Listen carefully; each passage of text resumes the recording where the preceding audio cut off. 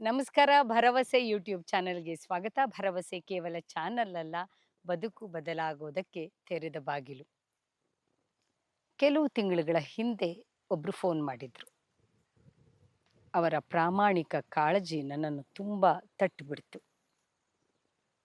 ಅವರು ಹೇಳ್ಕೊಂಡಿದ್ದು ಇಷ್ಟೇ.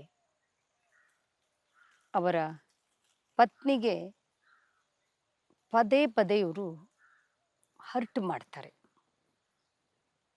ಉದ್ದೇಶಪೂರ್ವಕವಾಗಿ ಅಲ್ಲ. ಹಿಂದೆ ನಡೆದು ಹೋದಂತಹ ಯಾವುದೋ ಒಂದು ಘಟನೆಯಿಂದ ಇವರಿಗೆ ತುಂಬ ಕಿರಿಕಿರಿಯಾಗಿದೆ.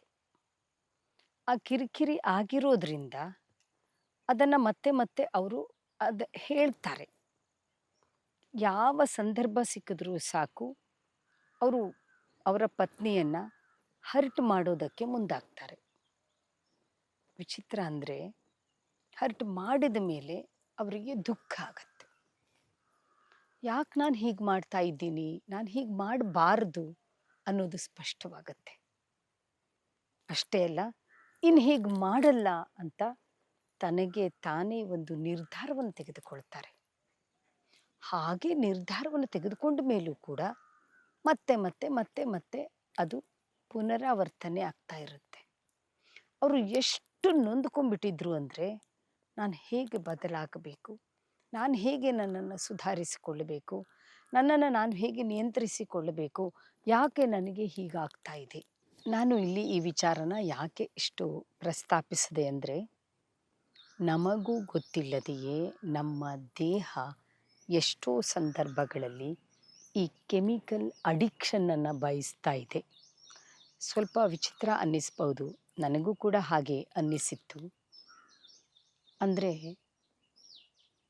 ಏನೋ ಒಂದು ಸಂದರ್ಭ ಆದಾಗ ನಮ್ಮ ಮನಸ್ಸಿನಲ್ಲಿ ಉಂಟಾಗುವ ಭಾವನೆಗೆ ತಕ್ಕ ಹಾಗೆ ರಾಸಾಯನಿಕಗಳ ಬಿಡುಗಡೆಯಾಗತ್ತೆ. ಈ ರಾಸಾಯನಿಕವನ್ನು ನಮ್ಮ ದೇಹ ಬಯಸ್ತಾ ಇದೆ. ಇದೊಂದು ಅಡಿಕ್ಷನ್ನು. ಮತ್ತೆ ಮತ್ತೆ ಹೇಳ್ತಾ ಇದ್ದೀನಲ್ಲ ಅಡಿಕ್ಷನ್ ಅಂತ. ಇನ್ನೊಂದು ಉದಾಹರಣೆ ಕೊಡ್ತೀನಿ. ಯಾರೋ ಒಬ್ಬರು ನಮಗೆ ಅವಮಾನಿಸಿದ್ದಾರೆ, ಯಾರೋ ನಮಗೆ ಬೇಜಾರನ್ನು ಮಾಡಿದ್ದಾರೆ. ಬೇಜಾರು ಮಾಡಿ ಎಷ್ಟೋ ವರ್ಷಗಳಾಗಿ ಹೋಗಿದೆ. ಆದರೆ ಒಂದು 1,00,000 ಸಾರಿ ಆ ಘಟನೆ, ಆ ವ್ಯಕ್ತಿ, ಅವರ ಮಾತುಗಳು ಮನಸ್ಸಿನಲ್ಲಿ ಬಂದು ಬಂದು ಬಂದು ಬಂದು ಹೋಗ್ತಾ ಇದೆ. ಎಷ್ಟೋ ಸಂದರ್ಭಗಳಲ್ಲಿ ನಮಗೆ ಈ ರೀತಿಯಾದಂತಹ ಅವಮಾನವನ್ನು, ದುಃಖವನ್ನು, ಸಂಕಟವನ್ನು ಕೊಟ್ಟಂತಹ ವ್ಯಕ್ತಿ ಭೂಮಿ ಮೇಲೆ ಇರಲ್ಲ. ಅಂತಹ ಸಂದರ್ಭದಲ್ಲಿಯೂ ಕೂಡ ಆ ಘಟನೆ ನೆನಪಾಗೋದು ಮತ್ತು ಆ ವ್ಯಕ್ತಿಯ ಮೇಲೆ ಕೋಪ ಬರೋದು, ಮನಸ್ಸು ಅಸಹಾಯಕವಾಗೋದು, ಇದು ಎಲ್ಲವೂ ಆಗ್ತಾ ಇರುತ್ತೆ. ಯಾಕೆ ಹೀಗಾಗ್ತಾ ಇರುತ್ತೆ? ಯಾಕೆ? ಗೊತ್ತಿದೆ ಅದು ಆಗೋಗಿದೆ, ಘಟನೆ ಮುಗಿದೋಗಿದೆ, 1,00,000 ಸಾರಿ ಹೇಳಿ ಆಗಿದೆ, ಮತ್ತೆ ಹಾಗೆ ಹೇಳಿ ಹೇಳಿ ಇರುವಂಥ ಸಂದರ್ಭ ಯಾಕೆ ಹೀಗಾಗ್ತಾ ಇದೆ? ಇಲ್ಲೂ ಕೂಡ ಕೆಮಿಕಲ್ ಅಡಿಕ್ಷನ್. ಅಂದರೆ ಹಂಗೆ ಹೇಳೋದು ಒಂದು ಅಭ್ಯಾಸವಾಗೋಗಿದೆ.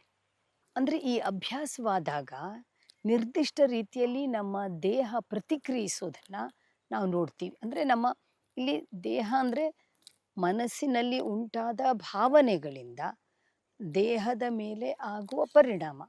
ಮನಸ್ಸಿನಲ್ಲಿ ಉಂಟಾಗುವ ಭಾವನೆಗಳಿಗೆ ಪೂರಕವಾಗಿ ಸ್ರವಿಸುವ ರಾಸಾಯನಿಕಗಳನ್ನು ನಮ್ಮ ದೇಹ ಬಯಸ್ತಾ ಇದೆ. ಇದು ಅಡಿಕ್ಷನ್.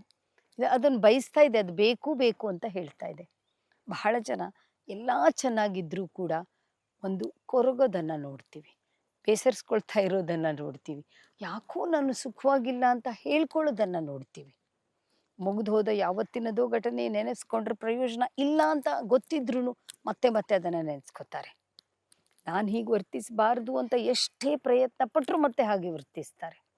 ಇದೆಲ್ಲದರ ಹಿಂದೆ ಇರುವಂಥದ್ದು ಒಂದು ಅಭ್ಯಾಸ. ಅದು ಅಭ್ಯಾಸ ಆಗೋಗಿದೆ.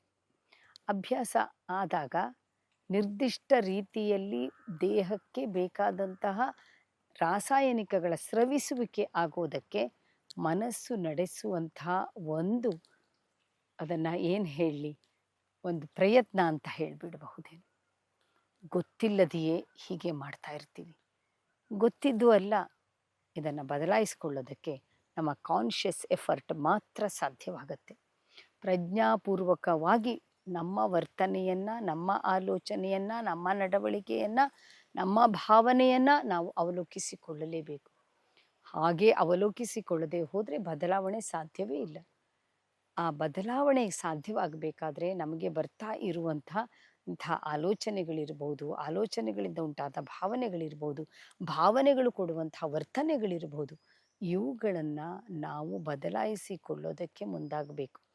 ಎಲ್ಲಕ್ಕಿಂತ ಮುಖ್ಯವಾಗಿ ಸೆಲ್ಫ್ ಅವೇರ್ನೆಸ್ ಇದೆಯಲ್ಲ, ಇದು ಹೆಚ್ಚಾಗ್ತಾ ಆಗುತ್ತಾ ಆಗುತ್ತಾ ಸೆಲ್ಫ್ ಇಂಪ್ರೂವ್ಮೆಂಟ್ ಅನ್ನೋದು ದೊಡ್ಡ ಮಟ್ಟದಲ್ಲಿ ಆಗೋದಕ್ಕೆ ಶುರುವಾಗುತ್ತೆ. ಸೆಲ್ಫ್ ಇಂಪ್ರೂವ್ಮೆಂಟ್ ಅನ್ನೋದೇ ನಮ್ಮ ಜೀವನದ ನಿಜವಾದ ಉದ್ದೇಶವಾಗಿ ಹೋಗಿರುತ್ತೆ. ಹಾಗಾಗಿ ಭರವಸೆ ಸೆಲ್ಫ್ ಇಂಪ್ರೂವ್ಮೆಂಟನ್ನು, ನಾವು ಬದಲಾಗೋದನ್ನು ತುಂಬ ಫೋಕಸ್ ಮಾಡ್ತಾ ಇದೆ. ಬೇರೆಯವರು ಬದಲಾಗೋದು ನಮ್ಮ ಆಯ್ಕೆ ಅಲ್ಲ, ಬೇರೆಯವರು ಬದಲಾಗೋದು ನಮ್ಮ ಉದ್ದೇಶವೂ ಅಲ್ಲ. ನಾವು ಬದಲಾಗಬೇಕು ಎನ್ನುವ ಒಂದು ತತ್ವವನ್ನು ನಾವು ಇಟ್ಕೊಂಡ್ರೆ ಸಾಕು. ಜೀವನದಲ್ಲಿ ದೊಡ್ಡ ಮಟ್ಟದ ಸುಧಾರಣೆಯನ್ನು ನಾವು ನೋಡ್ತೀವಿ. ಅಂತಹ ಸುಧಾರಣೆ ನಮಗೆಲ್ಲರಿಗೂ ಒದಗಿ ಬರಬೇಕು ಅನ್ನೋದೇ ಭರವಸೆಯ ಆಶಯವಾಗಿದೆ. ಭರವಸೆಗೆ ದಯವಿಟ್ಟು ಸಬ್ಸ್ಕ್ರೈಬ್ ಮಾಡಿ, ಶೇರ್ ಮಾಡಿ ಮತ್ತು ನಿಮ್ಮ ಬಂಧು ಮಿತ್ರರ ಜೊತೆಗೆ ಹಂಚಿಕೊಳ್ಳಿ. ಭರವಸೆಗೆ ಕಮೆಂಟ್ ಮಾಡೋದನ್ನು ಮರಿಬೇಡಿ. ನಮಸ್ಕಾರ.